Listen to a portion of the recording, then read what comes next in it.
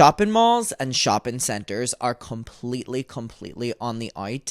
And I really picked up on this because I'm on tour right now in America and I'm getting to see, these big malls. I never really got to see a shopping center. I call them shopping centers, but shopping malls as much as whenever I've been in America because they aren't as big of a thing back home.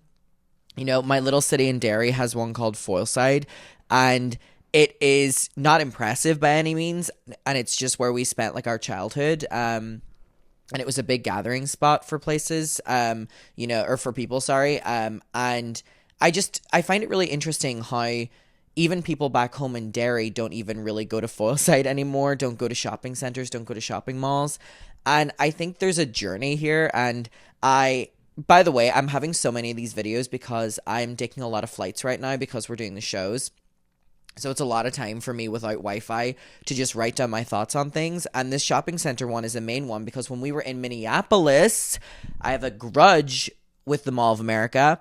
We were going to be performing at the House of Comedy in the Mall of America, which is the biggest shopping mall in America. It's in Minneapolis. I was so excited to go because my show was in there and I was like, oh my God, this was the shopping mall where Shane and Jeffrey did the conspiracy launch. Like this is the mall. I was like, damn.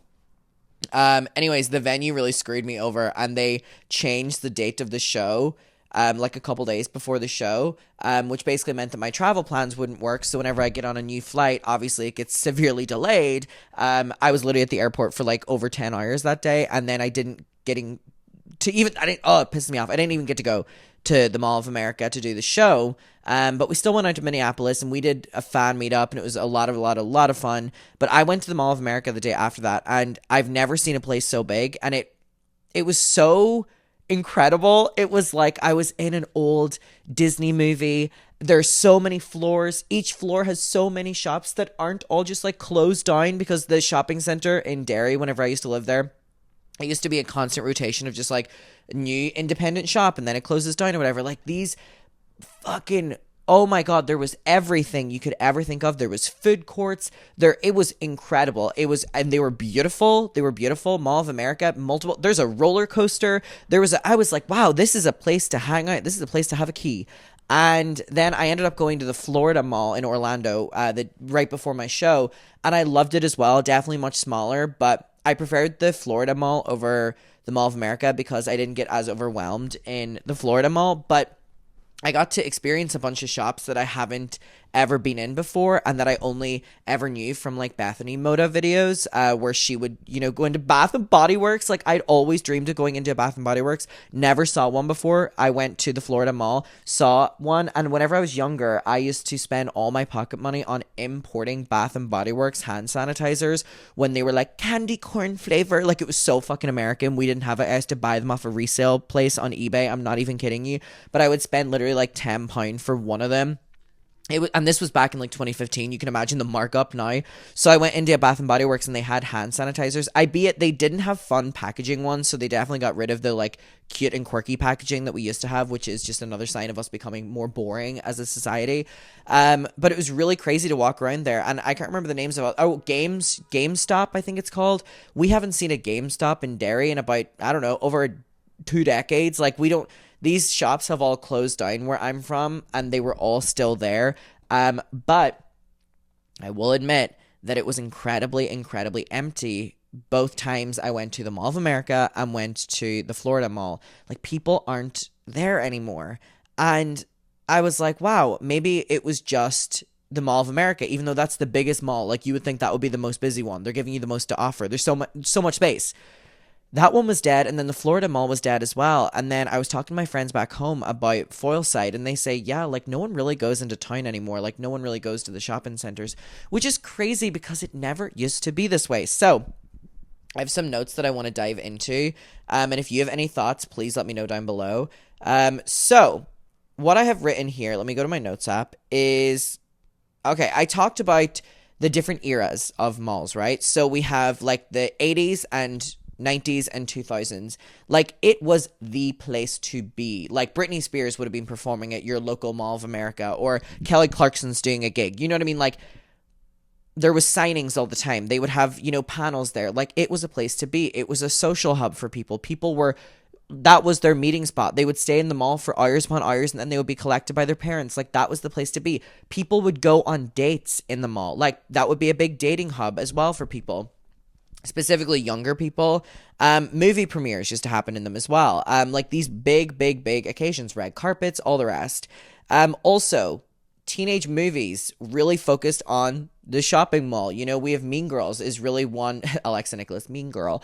That one really stands out to me. That, you know, that scene of them in the shopping mall, and it was a big part of the movie. And I have like the Clueless as well, big part of the mall.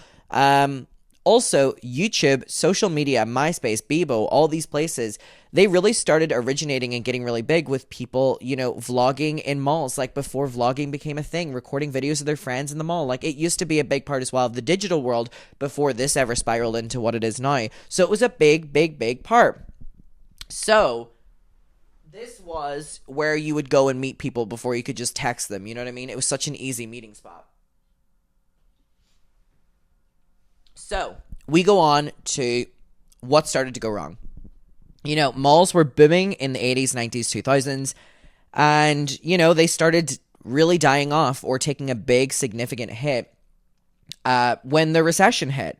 You know, the 2008 crash, I think it was worldwide, and it affected shopping centers and shopping malls globally. And we were seeing the biggest number of malls shut down, like the entirety of the mall shut down, or even just at a bare minimum, many shops within the mall would close down. And it was a time where it was disastrous for, obviously, the economy. But no one could afford anything, and no one wanted to spend their time at a mall when they're struggling to even pay because of the fucking 2008 crash, you know what I mean? So, whenever we talk about this time period, right, we've just came from a big boom. And now we are starting to deal with the 2008 crash, which literally meant that malls were their entirety shutting down, and they've been abandoned till this day. I love watching mall abandoned videos on YouTube because they're like a moment lost in time. Also, we started to see in the early 2000s, 2010s, online shopping, specifically the 2010s. And then beyond that, we've started seeing the rise of fast fashion. We've started seeing big Shein, Depop, Amazon. Amazon killed retail in person. It really affected shopping malls. Why are you going to take the effort to drive to the mall, get parking, when you can just go on Amazon and it's a couple clicks? That killed the in-person experience. Moving on as well, we saw that during the 2007, 2008, you know, when the recession really, really, really hit and it started, you know, building up again, even though we had these big online forces, we then dealt with COVID, and people were being told to stay in their house, don't go outside. And so shopping malls were fucked during that as well. That was such a hit. Many of them are shutting down, but even coming back from that after COVID and the pandemic and lockdowns, people love kind of not going out anymore. We see this with people going to bars or clubs or cafes or restaurants. People are going out significantly less than pre-COVID because people got very comfortable with not going out during some lockdowns. And that is a fact, by the way. So anyways, another thing to kind of talk about is when it comes to fast fashion, malls cannot keep up with that. So TikTok specifically has created an environment of flashing a lot of things that you have very quickly. And to keep up with that demand, you have to be engaging in fast fashion. Look how many shirts I have. Look how many tops I have. Look how many shoes I have. Look how many, you know, all these different things, right? So in-person stores cannot keep up with the stocking of inventory like that. So it was inevitable with the rise of TikTok and the rise of, you know, maximalism and showing as many things off that shopping centers wouldn't be able to have any sort of competition, which is also really sad because we should not be wanting the amount of stuff we want at the quantity we want it. That is not normal, and that's how we get overwhelmed and not appreciate stuff. Oh, I could talk about that for fucking ages. So again, I kind of talked about like what is happening to the malls that have been shut down, and for a most part, some of them might get knocked down, but a lot of them just stay as the mall. No one buys them, no one demolishes them, and it's really, really, really weird. Like, they just become empty buildings and they stay there for a long time. Some of them, of course, have been taken over and turned into like hotels or something like that. But the main things that I saw abandoned malls being turned into when I Googled it were offices, call centers, churches, or they would literally just be abandoned unless they were demolished. Which again is so crazy because imagine the amount of memories that have been made within those places and they can just be completely erased.